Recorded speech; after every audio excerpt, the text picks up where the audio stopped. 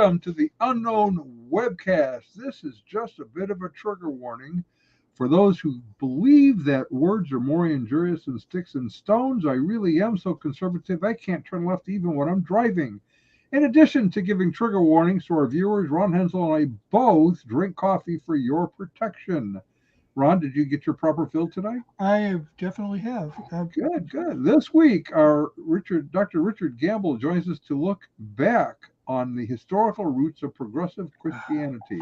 My name is Don Vino. I'm president of Midwest Christian Outreach, Inc. in Wonder Lake, Illinois, which produces the Unknown Webcast. And our senior researcher is Ron Hensel, who will introduce the sponsors of today's webcast. And here is Ronnie Baby.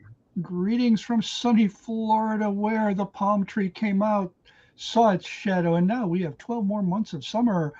Our sponsor for this edition of the Unknown Webcast is Where's the Outrage? The game where the woke shall inherit the earth, unless, of course, they're white males. Our regular legal disclaimer, our guest on today's webcast, insert name here, that would be Richard Gamble, has no connection whatsoever to any of the satirical content of the Unknown Webcast, here known as the webcast, although we probably will not mention it again. The satirical content includes any and all commercials, end credits, puns, smart remarks, or anything else that might fall under the definition of satire. In the meantime, Midwest Christian Outreach, Inc. bears no liability for or responsibility for anyone's opinions regarding this satirical content. Our regular notice is the opinions expressed on this webcast are ours and should be yours too. If you enjoy it or if it really annoys you and you want to inflict it on someone else, to ensure continued access, please go to MidwestOutreach.org, click the yellow donate button, and contribute as you feel led, and as you do, never fear. This webcast is Y2K compliant, and don't forget to subscribe to us on your favorite video channels. And now to introduce our guest, Dr. Richard Gamble. We have a fake applause just for you. So we used to have fake applause where I just clapped my fingers together and made a kind of. And now we have genuine fake applause. Genuine fake applause. So welcome, Dr. Gamble. So he's speechless. We've accomplished our purpose. He's speechless.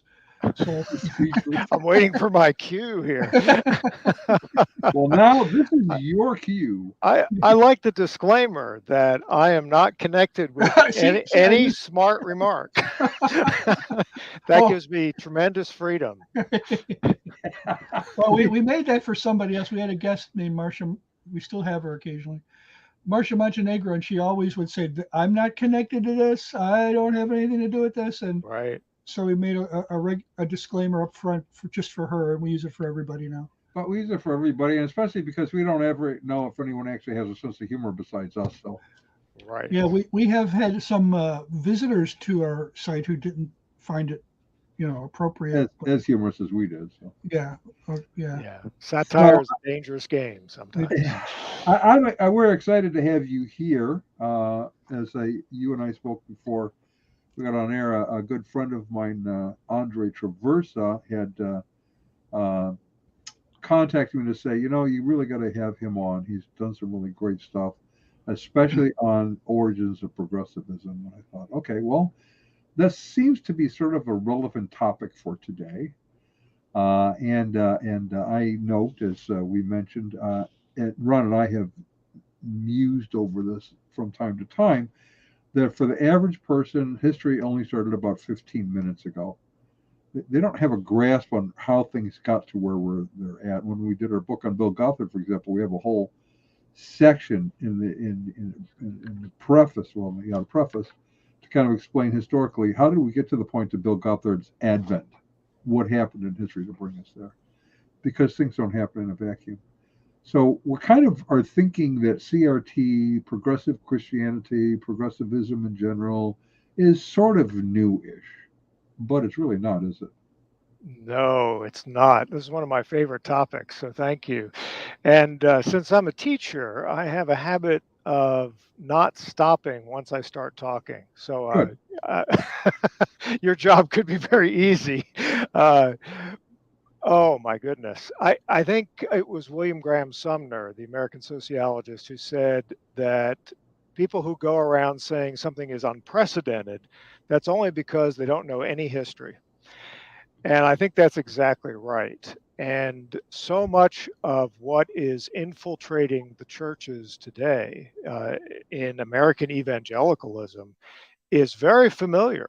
The logic of it, even some of the vocabulary, the agenda of it, is as old as the social gospel, going back to the later 19th century and into the early 20th century, and it's still with us today. I see it making inroads everywhere, and into the vocabulary, as I mentioned, into the way people think about. And I think the older I get, the more I study these things, the more I think it is a problem of a misunderstanding of the church and the church's role, the church's distinctive calling in the world, its unique calling.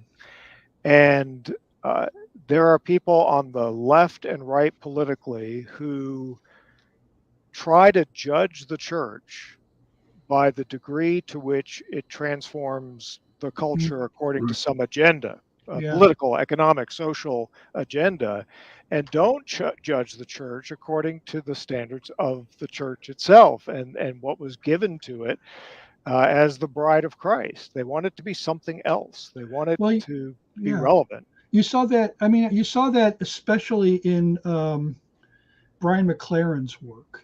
Yeah. You know, he kept on going back over and over again to the Lord's Prayer, where Jesus says, "Thy kingdom come," Right. and he says, "Well, Christians don't care about bringing the kingdom to earth," and when you, by the time you're done listening to McLaren, you realize that that's all he cares about is the kingdom on earth. He doesn't care at all.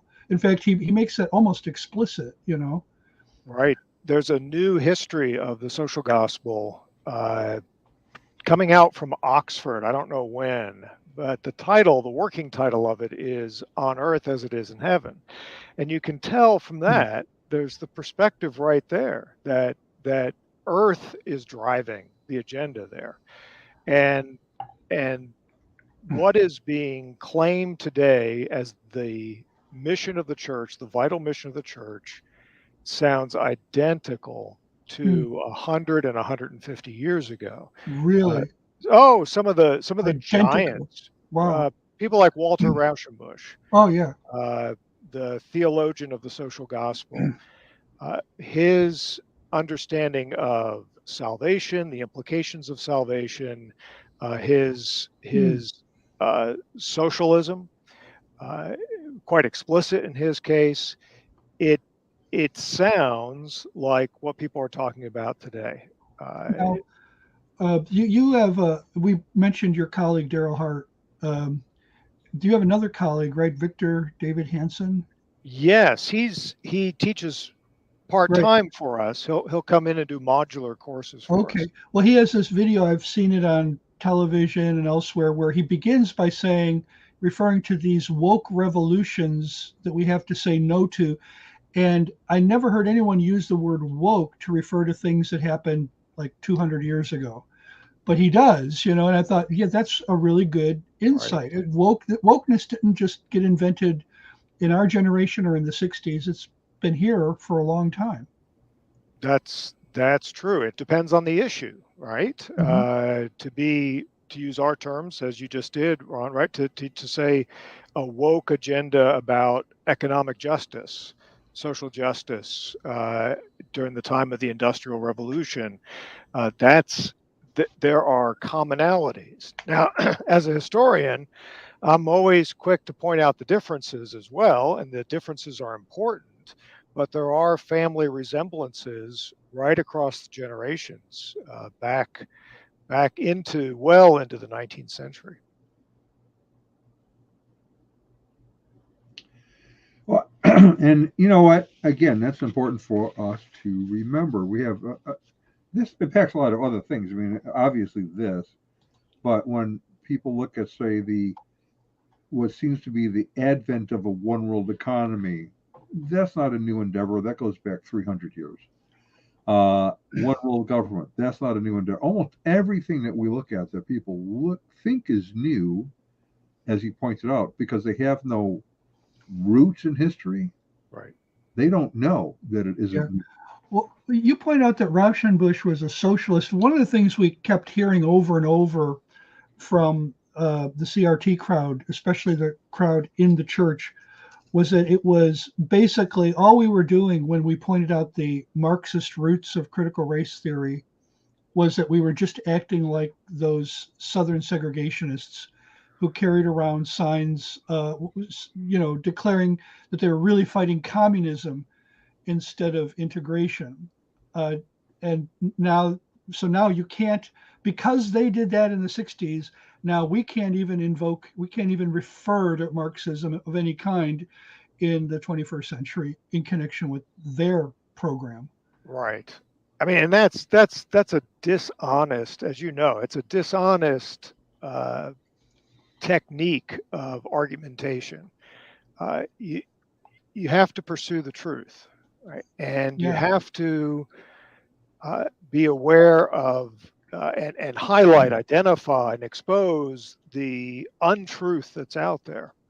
And no matter where it takes you, you've got to follow the truth. And of course, you don't want to resort to some kind of guilt by association, but you have to be able to tell the truth. One of my favorite historians says that truth is even more important than justice in a lot of circumstances. We have to have the courage to tell the truth about where these things come from and where they're likely to lead. So perhaps for those reviewing, we need to take one step back and ask this question. You obviously know a great deal about history, and that happens to be what you teach. So you have a chair at Hillsdale. Give us a little bit of what it is that you teach, what period you cover primarily, and then how that factors into this bigger question. Sure. I teach at Hillsdale College in Hillsdale, Michigan. This is my second position. I taught for years down in South Florida for 12 years, and I've been at Hillsdale, about to start my 18th year at Hillsdale. And I teach what we'll loosely call modern U.S. history, and that's from after the Civil War, generally after Reconstruction. And I teach courses on the Gilded Age, on the Progressive Era, on World War I, which was my initial interest in graduate school, looking at the theology of American progressives in First World War. I work on the 20s and 30s, and generally my knowledge starts to peter out around 1945 or so. But I am doing work currently on a historian who specialized in the Cold War, so I'm trying to expand my horizons a bit.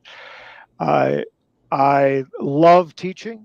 I see teaching and writing as part of one whole, the effort to understand the past and all of its complexity and richness and messiness. And I love our students at Hillsdale College, and they inspire me, they challenge me, and they put ideas in my head about in my head. I don't have two heads. Ideas in my head about book projects, and I have more ideas now than I'll ever finish by the time I die.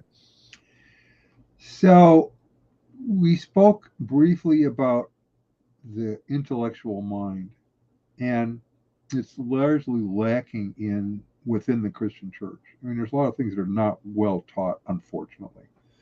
But it seems to me that is almost sinful, because it's Jesus who says the great commandment is to love the Lord your God with all your heart, with all your soul, and with all your mind. The mind, it seems to me, needs to be engaged in this pursuit of the faith. Yes, I would agree, and I would certainly agree that Christians need to know more of their history, and they need to know more than simple stories of the past, misleading stories of the past, past versions of the past that are flattering to us in the present. It's very tempting to tell history as this amazing story that leads all the way to me and what I think is true about the world. We want a history that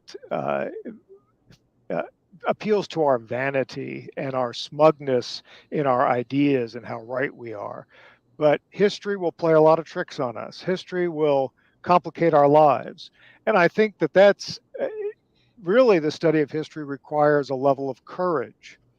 It requires the courage to have your ideas challenged, to learn things about the past that may not be comforting and flattering, that you may find origins of your own ideas and assumptions that need to be reconsidered, need to be reflected on.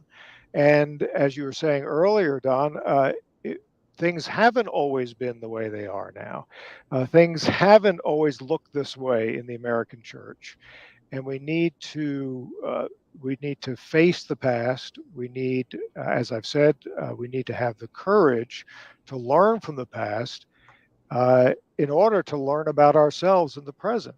History is a form of self-knowledge, right? That the oldest admonition there is in Western civilization: know thyself. And that has increasingly come to mean know thy history. And if we claim to know what we're doing, who we are, what we're talking about in modern American Christianity, we have to know the history of that. So, okay, now I want to go backwards a little bit. Kind of we've set this up now as a framework to talk about the past, because we have a lot of new stories told about the past that may be less than true. Right.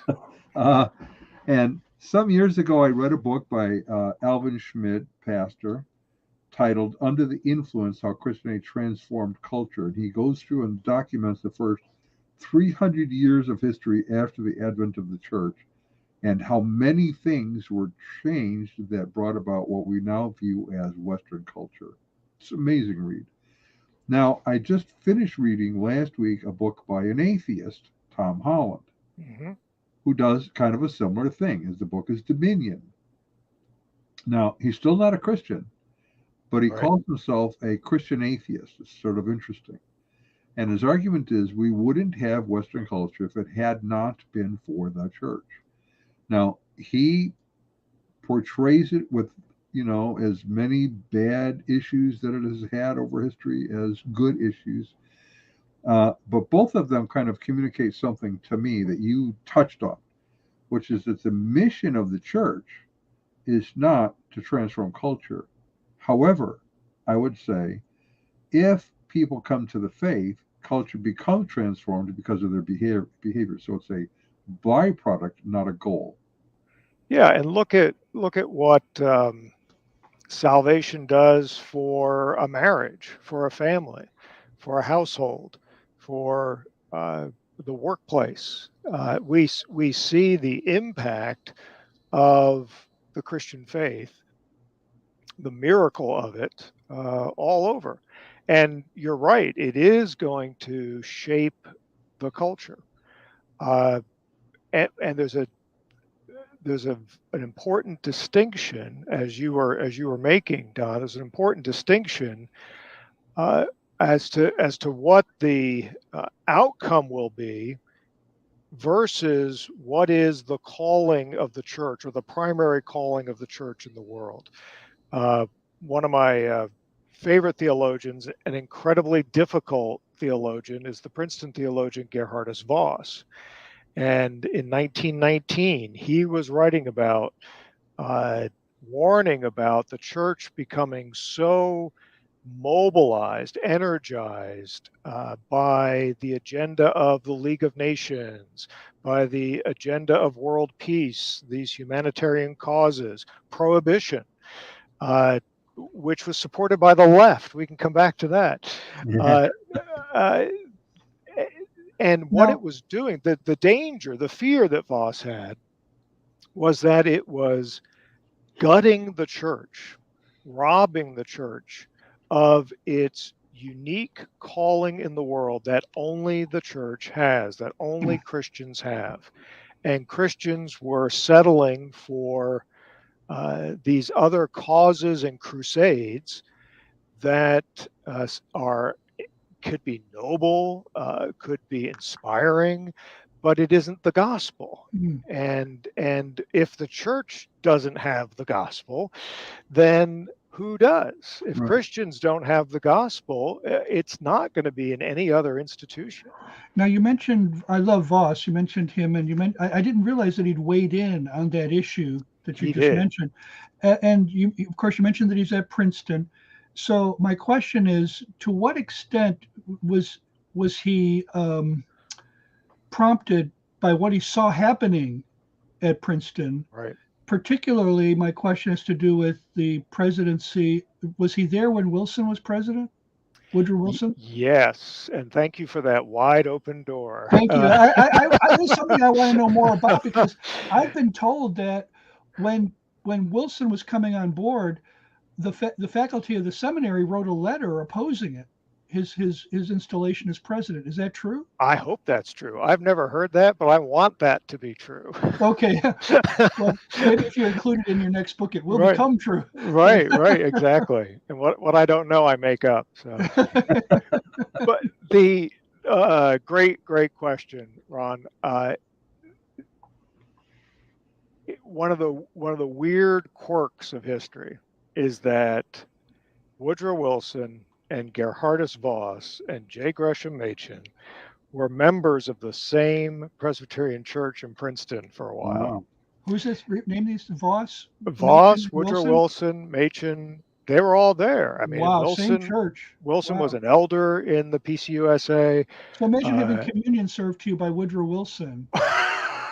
I won't sleep tonight. And this is when it's all blowing up in the PCUSA. The lines are becoming clearer and clearer, and the folks at the seminary, of course, are, for the time being, with Warfield still there, they're holding on to their orthodoxy. And when you read, I think it's at the end of Voss's book on the eschatology of the Psalter. And for folks listening, these are really hard books, but they're very rewarding. You have to go very slowly through them. Very slowly. On the Reform Forum webcast, they've got a special segment called the Voss Group. And it's like, I think they go through like 3 or 4 pages at a time of his book. That's generous. That's generous, Ron. Might take a whole hour to cover 3 or 4. Those are friends of mine, so I can pick on them. They take their time.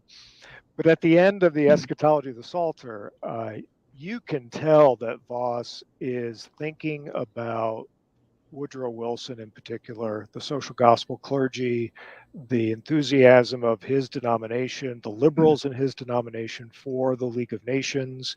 And it's a magnificent warning against distracting the church, reinventing the church for these earthly ambitions. And why, when you have, I'll preach here for a little while, when you have the words of eternal life, right? When you have salvation, when you're preaching the resurrection, why trade that for anything else? Right. Why doesn't that seem like enough? Why doesn't that seem inspiring and exalted enough that you say, yeah, but what are you going to do about this? Well, here are the words of eternal life. Oh yeah, but we've got this social issue to take care of.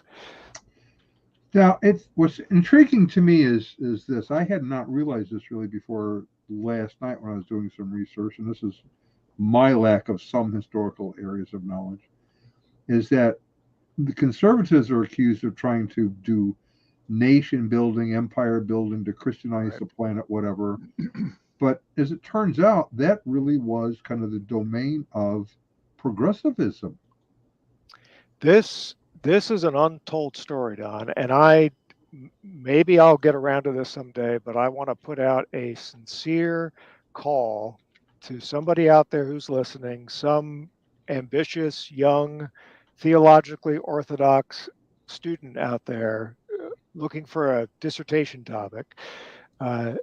Somebody needs to write about Christian nationalism starting in about the 1880s, let's say 1890s into World War One. It is rooted in the social gospel clergy. If you go back and read somebody like Washington Gladden, I don't know if that name means anything to you, the Ohio pastor, he was considered like the grandfather of the social gospel movement in America. He preached a sermon, I have air quotes here. He preached a sermon in 1895, and this was at the American Board of Commissioners for Foreign Missions, the ABCFM, which right at that moment was being transformed from a conservative evangelical institution to a liberal social gospel institution. He preached a sermon on the nation and the church. And I have my students read it, and it's very fresh. It sounds like today, but it's coming from the hard left theologically. Really? And he is calling for, America is an indispensable nation in God's plan for the world. Yeah, well, Daryl Hart keeps emphasizing this, that, you go back 50 years and all of the Christian nationalists were what we would call liberals. Yeah.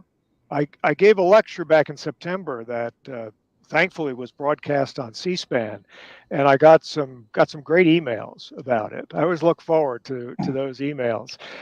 And one guy was complimentary, but near the end of his email, he said, "But that point you made about the social gospel origins of American nationalism, it's not quite what I said, but of Christian nationalism," he said, "that can't possibly be true."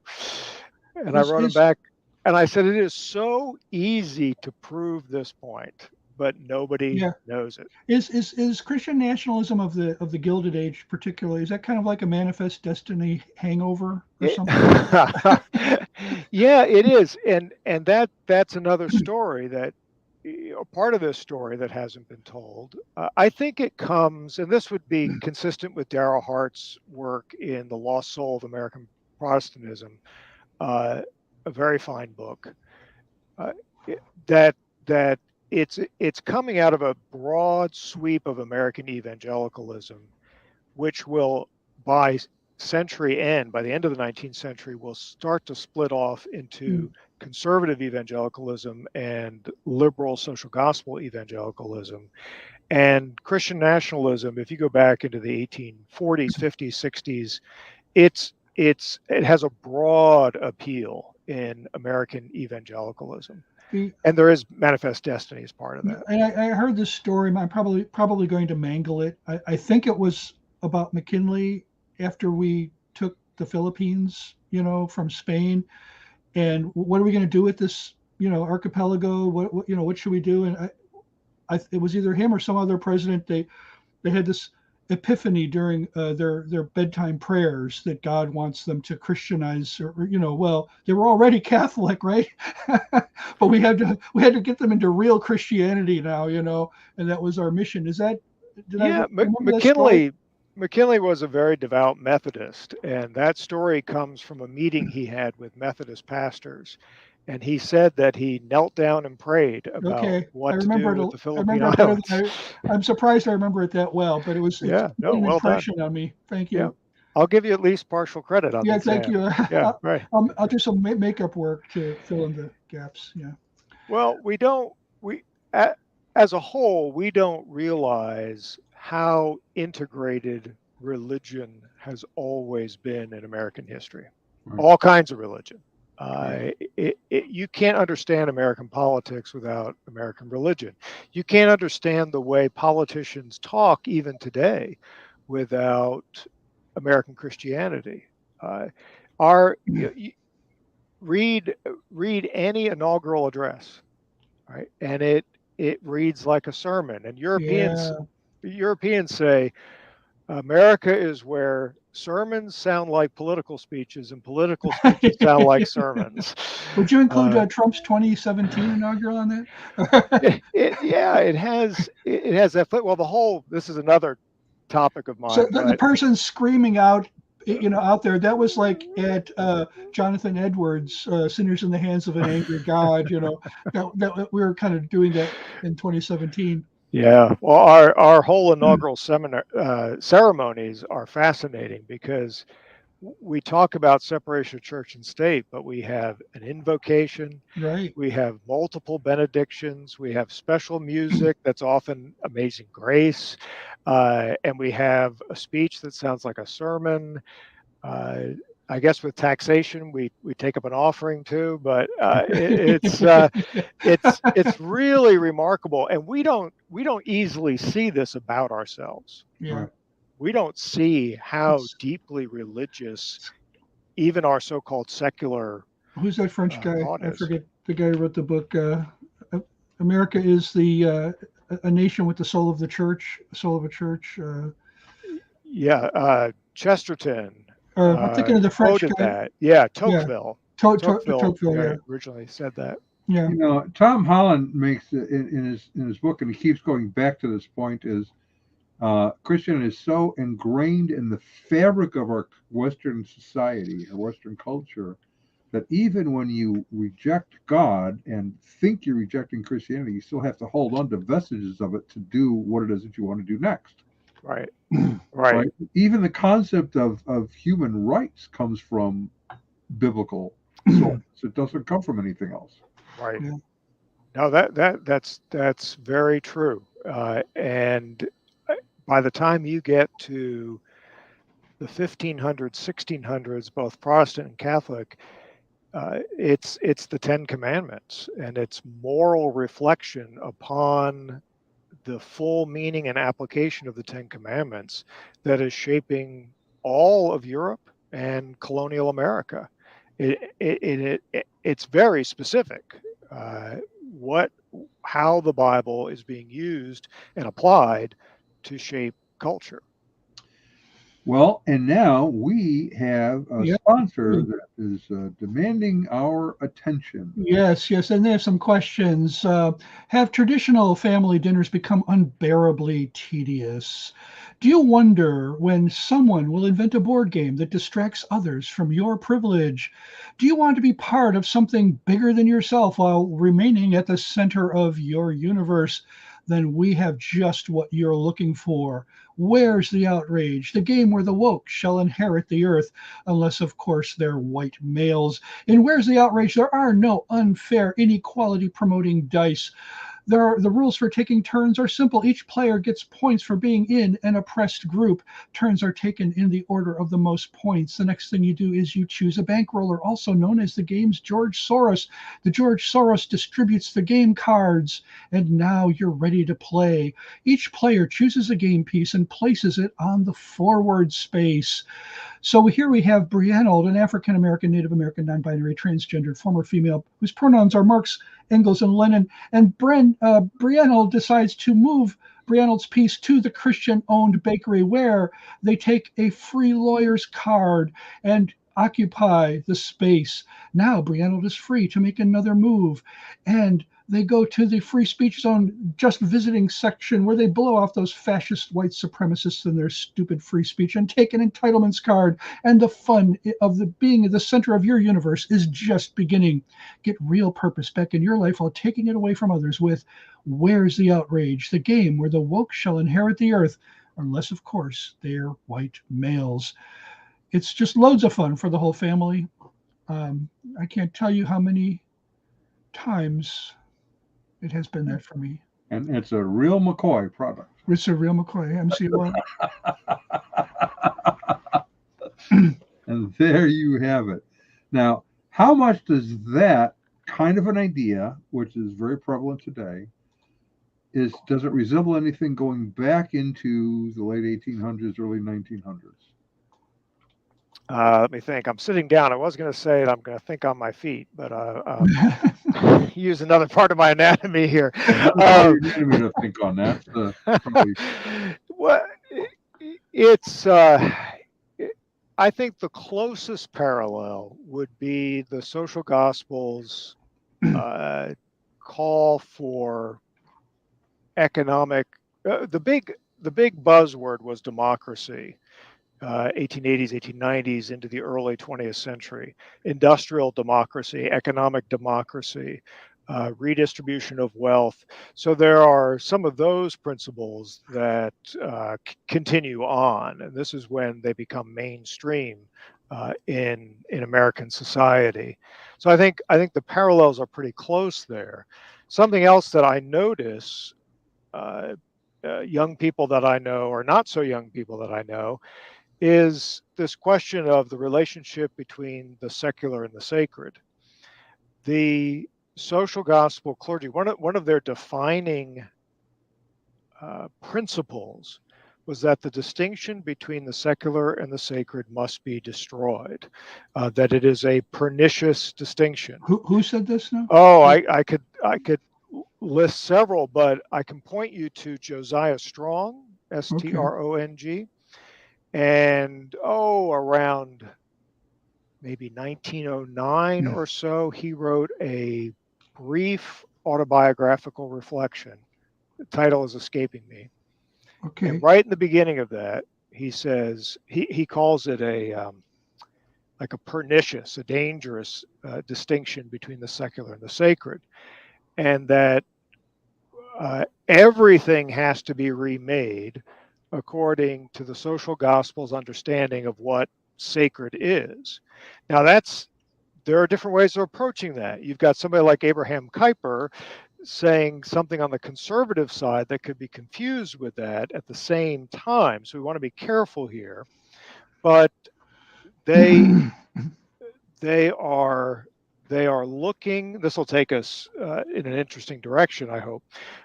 They are looking for a modernized ethical Jesus who will save society from a new set of sins, right? A reinvented Jesus. They're looking for the Jesus. New set of sins. I like that. Yeah, who will be the redeemer from this new set of sins. And so we're going to break down all distinction between the secular and the sacred, of course, always in the name of making everything sacred. They never contemplate the opposite happening, that everything becomes secular. Right. They don't anticipate their churches becoming secularized. They think politics is going to become sacred. They don't picture the opposite happening. And so now the great sin of society is economic inequality. So we go back and we find this ethical Jesus of the first century, the carpenter, the Nazarene carpenter, the man of poverty. And so he is now going to save us. The ethical Jesus as our model is now going to save us from the sin of selfishness and bring us into a promised land of equality and humanity. To what extent can we maybe say that the history of social movements since the Enlightenment can be characterized as a series of footnotes to the French Revolution? Well, that's a very small, narrow question there, Ron. Sorry to confine it. Oh my goodness! Argue about it. No, sorry to confine it so tightly. Right. Parameters. Well, if I could broaden it out a bit. Go ahead, please. No, you've hit on something. The view taken of the French Revolution is very revealing in the 19th century. Among the transcendentalists, among a certain very aggressive kind of abolitionist, Julia Ward Howe's husband, Samuel Gridley Howe, when their son was born, he wrote in the family Bible, liberty, equality, fraternity.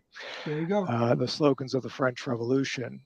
Shaler Matthews, one of the giants of the social gospel movement, University of Chicago Divinity School, an arch nemesis of J. Gresham Machen. Really?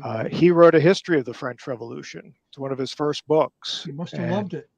I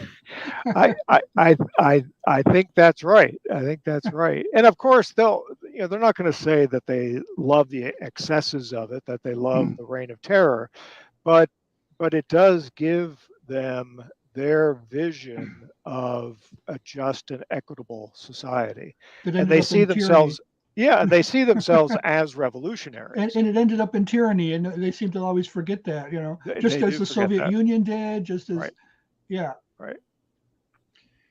It strikes me that because you're talking about footnote, which is my phone ringing to you guys? No, I good. don't hear Okay. Footnotes to history. But as I look back, one of the things I have noticed is each group rises up to create a new version of utopia, to not just remodel, but to tear down the existing culture, ethos, morality, and install an entirely what they believe is a new one, which is really a rehash of something that happened previously. We saw that in the 1940s. I read a fascinating book some years ago, about the conservative intellectual movement of 1945, where so many things were moving toward progressivism, liberalism, socialism, communism. The idea that all wealth should be redistributed was playing big in that era. And you had conservative intellectuals rise up in 1945, of course, sort of in mass to fight for laissez-faire capitalism. And sort of the lightning brand was 1951. Why is his name gone from me now? Buckley? Yeah, Buckley. William Yeah. F. Buckley Jr. with his book God and Man at Yale, which kind of knocked everyone back on their heels, because here he's going, you have every right, Yale, to teach communism, socialism, but you should be honest with your supporters that that's what you're doing, since they're all capitalists. Yeah. And that kind of tended to slow things down. So am I wrong in seeing this sort of rerun of these events of tearing down existing to create a new utopia, which is really not a new utopia? Let me tell you a story. I highly recommend to you, and if you want to invite me back to talk about this short story, I would be delighted. Nathaniel Hawthorne, in 1844, published a story called Earth's Holocaust. In fact, you should stop this program right now and go read it. Okay, well, Earth's Holocaust. write it down here. It's vintage Hawthorne, and you will read it. I read it with my students every year in our American History Core class at Hillsdale. So he tells it as a fable, as a little parable. And there's going to be a great bonfire. And he says, out in the West somewhere in America. And the opening line is one of my favorite lines in literature. He says, the area where that the insurance company approved of. So you're about to set the earth on fire, but the insurance company tells you the place to put your fire. And people start coming and throwing onto that fire, at first, useless things. Yesterday's newspaper, trash, leaves. But it grows in intensity, and they bring more and more. Then they bring the trappings of aristocracy and nobility and monarchy, and then they bring certain books to burn on it, and they throw on tobacco, and they throw on alcohol, and they throw on the guillotine to get rid of the death penalty. And every single one of these things was well known to Hawthorne's audience in 1844. These are all real reform movements of the day. And it's a powerful, powerful story. And one of the recurring phrases there is one heave more. One heave more. Then the world, and it's, Ron, you mentioned Gnosticism, I think, earlier before the show went on. He shows the power of that Gnostic temptation to think that the world has to be clean enough for you to be able to stand to live in it. It's got to be cleansed of evil, rid the world of evil. And we're going to purge and purge and purge and purge. And I'm going to give away probably something I shouldn't give away in this story, but there's a character, a couple characters. One is clearly a conservative character who might be a stand-in for Edmund Burke, but one says they're going to have to throw themselves into the fire, and the other guy standing next to him says, "Oh, they will think of that yet." And here's the story. This is when Holocaust still meant its Old Testament meaning in 1844, right? So they think of this as an act of worship, right? They're purifying the world, and Hawthorne there has no idea what exactly 100 years later Holocaust is going to mean, because we did get to the point where we thought that you just have to exterminate people, right? Whether you're Stalin or Hitler or Mao, you just have to exterminate all the bad guys, and then the world will be pure, and we can stand to live in it now. You will love that story. I have to, yeah. So my point, I'm sorry. So my point was that there are deep continuities here. There's a certain psychology. There's a character type of the radical reformer who is always rebelling against institutions, against the past, against tradition, against orthodoxy. And there is no end to the logic of that. No end, because you can never be done. And it's going to be the next thing that's an obstacle to utopia. And then it's the next thing that's an obstacle. When I was a kid, teenager, there were two musicals that were pretty dominant in this overlap between the religious and the secular. One of them was Jesus Christ Superstar, and the other was Godspell. And I didn't see either of them in their theatrical presentation, but I saw both of them on film. And Jesus Christ Superstar is very like in your face, skeptical, kind of like if Rudolph Bultmann were to make a musical, this is the way he would make it, maybe, or somebody even more, cynical than him. Where Godspell, at least in the film, was cheerful. I didn't see the theatrical presentation, but the thing that always struck me was it says based on the Gospel of Matthew or something. One song was like totally out of keeping with the rest. Well, a couple of them, but especially the song "Beautiful City." And it's, "We shall build a beautiful city, call it ours, and call it what? The city of man." Gee, I'm thinking. I don't know this. I need to know this. And it's like, well, what? Yeah, because like Augustine, didn't he have like city of God versus city of man? But no, we're going to build the city of man. Now, in the film version, it's very upbeat. It's really a very nice song. "Come bring me sweet rejoicing. Come bring me love. We're not afraid of all this, stuff." The theatrical version was like totally different. It was downbeat. It starts out with "Out of the ruins and rubble, out of the smoke, out of the night of struggle, we can see a ray of hope, one pale thin ray reaching for the day." Well, that's about 1970-ish, when we had revolutions, when we had all this Vietnam and everything. Fast forward to when the film comes out, they need to give this a facelift, right? We're not thinking 60s radicalism anymore. And also, we've kind of settled down, and now, I don't know, maybe the agenda was taken over by these people, these woke people, I'll call them that for lack of a better term, who wanted to change society. Like in Jesus Christ Superstar, it's like, do we even need Jesus to have a society? Israel in 3 BC had no mass communication. You're so backwards, right?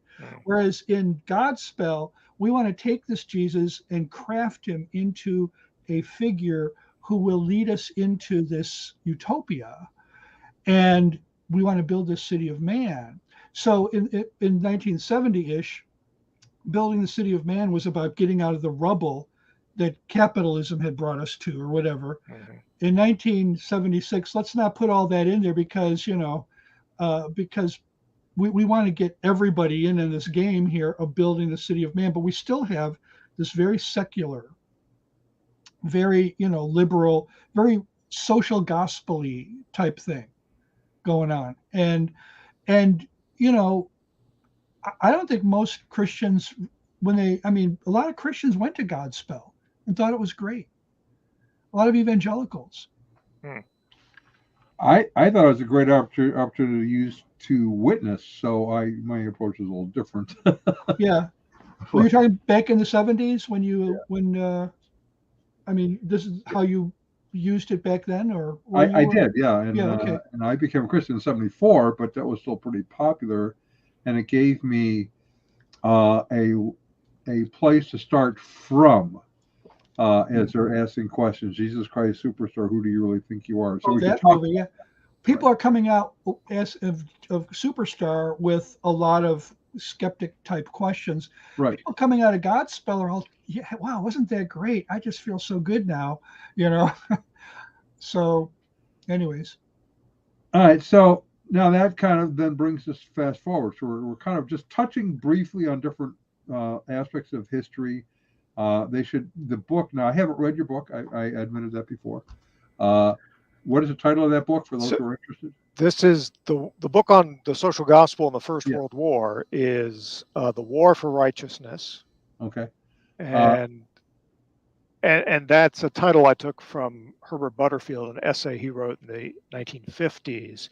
And the point there is that a war for righteousness is a war that cannot be contained within boundaries. It's a war that seeks absolute results, an absolute end. You're going to make the whole world safe for democracy. You're going to bring permanent peace to the world.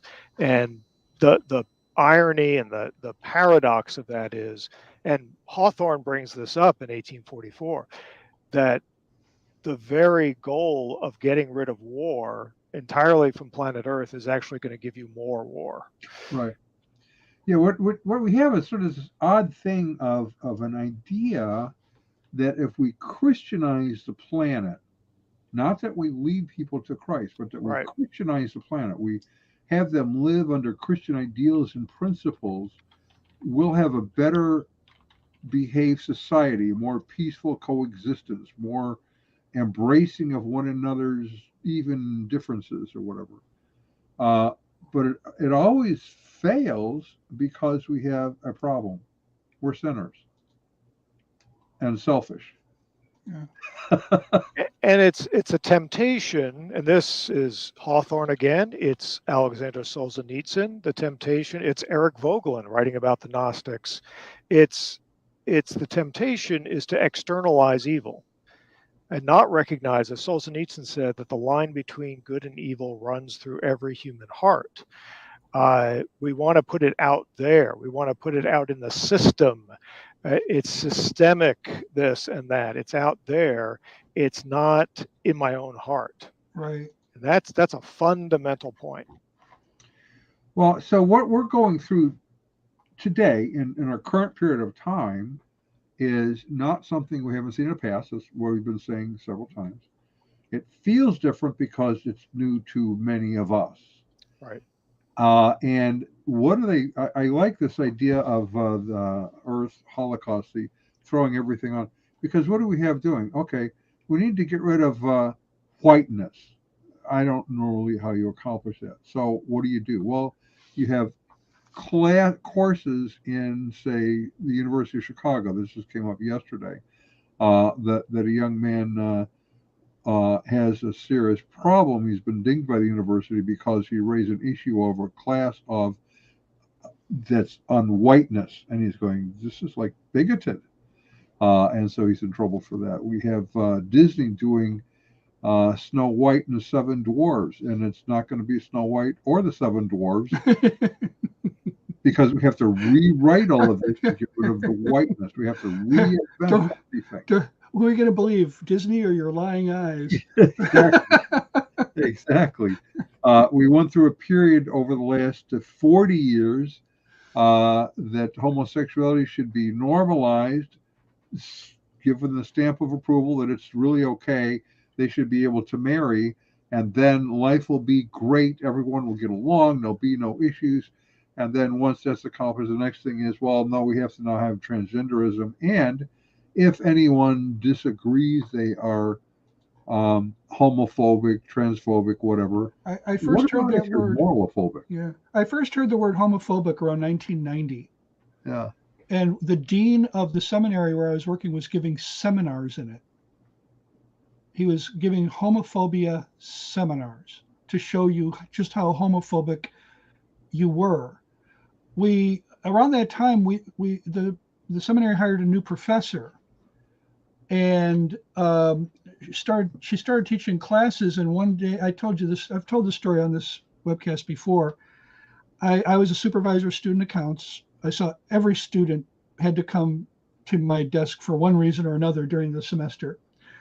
One of them, who was usually very jovial, came by probably to make a payment or something. And he was down, and I said, "What's going on?" He goes, "Well, can't you tell?" I go, "Okay, what's going on?" He says, "Can't just look at me. You can tell. You can see what the problem is." I go, "What is it?" He goes, "I'm white, and I'm male. Everywhere I go, I oppress. That's what males do. So that's what I am." He had just come out of a class from this professor. Of course, this was about 2 years after Peggy McIntosh's white privilege article, unpacking the invisible knapsack of white privilege. Oh, right, yeah. And this professor was totally tuned in on that frequency. She was on that wavelength. She was just channeling it right into the classroom around 1990. And it was already causing the kind of thing you just described, Don. So, okay, so we are going to have you back on. We'll set Okay. that up. I'm going to read, and I'll have my wife also read because she loves history. We're talking about this book here, right? Okay. We got to promote this book because I've known about the problems of the Battle Hymn of the Republic for a while. I always thought, gee, it'd be nice if somebody wrote a book, and here he is. He came right on our program. The woman who was she the sole author, or sole composer, or just yes, the lyrics? Julia Ward Howe. Okay. And she had Abraham Lincoln's ear, didn't she? She met him in Washington, D.C. She's well connected with Washington, D.C., and she is part of the elite intellectual circles of Boston. And grew up in New York. Yep, go ahead. Boston had been almost like ground zero for Unitarianism for quite a while, hadn't it? Almost every single congregational church in Boston in one Sunday became Unitarian. And to watch her own life story and her movement, as I said, from being an evangelical Episcopalian. Her uncle was a very sound pastor in Brooklyn.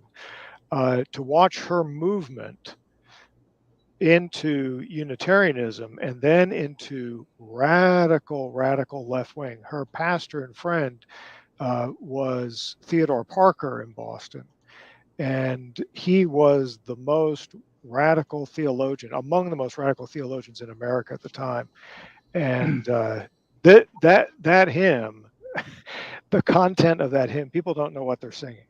Right. It's like, and we say often ideas have consequences. And as somebody once said, consequences have ideas. I think, Don, you said somebody gave a lecture with that title once.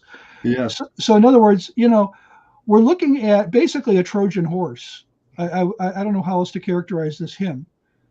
And thankfully, it's not in our PCA hymnal, I'm told. Do you know which hymnals it's in and which ones it isn't? Well, it appeared prominently during the First World War. Oh, boy. The PCUSA added it as a supplement to the back of their hymnal. And at the very end of Machen's Christianity and Liberalism, look at the last page or two, and he says that the church ought to be a refuge, right, from the world. And yet a man comes to church and he hears a political sermon, and they sing one of those hymns breathing out the passions of 1861. And what he had in mind was something quite literal, that the Battle Hymn of the Republic had just been added to the PCUSA hymn book. Wow. And it got a new life. Yeah, one of the things you'll see in that book is that the way that the Battle Hymn of the Republic got recycled after the Civil War and expanded in its application. And it was used again in the Spanish-American War, First World War, Second World War, Cold War, and War on Terror. It seems to have no bounds. And ironically, another thing that got recycled around the 1920s was the KKK, wasn't it? Right. And yep, next door in Indiana here, it was really big.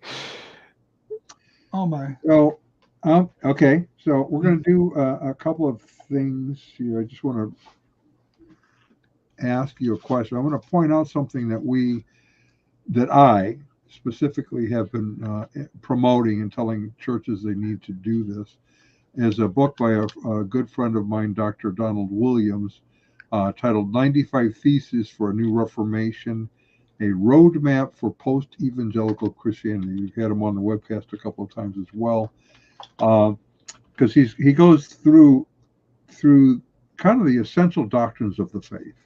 What does grace actually mean? The 5 solas. What does sola scriptura actually mean? And he explains it very carefully, and then deals with the gender roles, kind of everything that churches are grappling with today from a biblical framework. It's a very important book, I think. Some churches do well at recognizing that the ministry of the church is to train and equip the saints to do the work of ministry and to guard the flock from false teachers. Ron's church is like that. My home church is like that.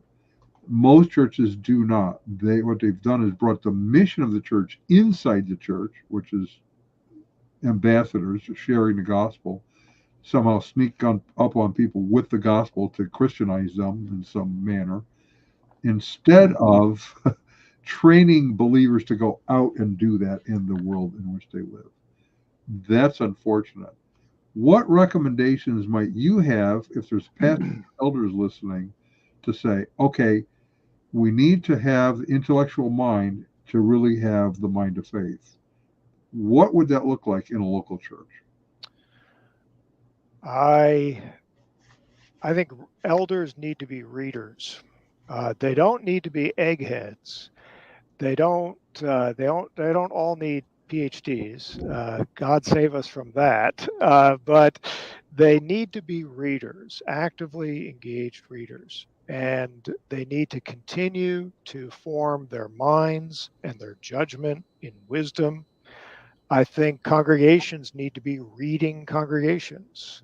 In my own church, we have devoted our midweek meeting over the years to all kinds of classics of the Christian faith.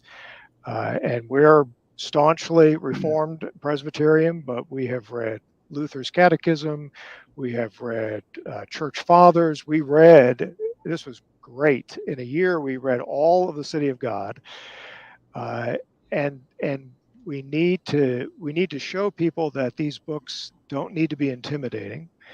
They're meant for the church, and we need to continue to equip ourselves with the clarity of these books, with the vocabulary of these books, in order to understand what's happening all around us and what still threatens the church today.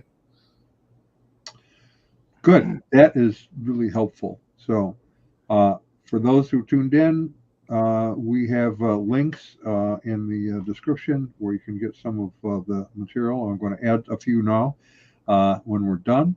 We are definitely going to have you back on in the future. Yes. We're glad that you're willing to do that now that you've Absolutely. Like us anyway. Right. I would say we're glad to have you now that we've. And if you can hang on afterward for a minute or two, I'd like to talk to you just briefly Ron, would you be willing to walk us out of here, baby? Let's give credit to whom credit is due. Our resident cult leader profiler is Neil before me. Our wardrobe manager is See How It Fits You.